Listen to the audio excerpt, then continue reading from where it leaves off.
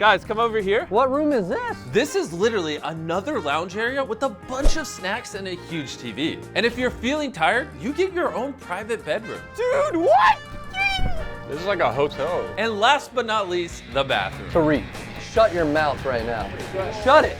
This is insane. There's a seat in the bathroom, dude. Have you ever even seen a jet half this size? No.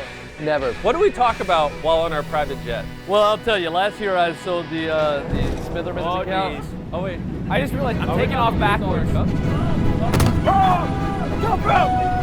didn't realize you were taking off. Not the camera! Stop! This is crazy.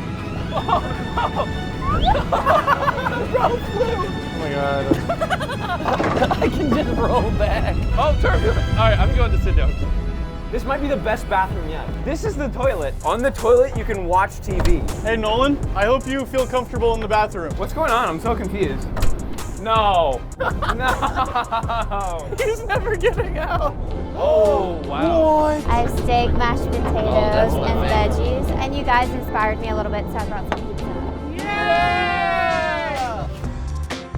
This is my favorite plane because it has YouTube.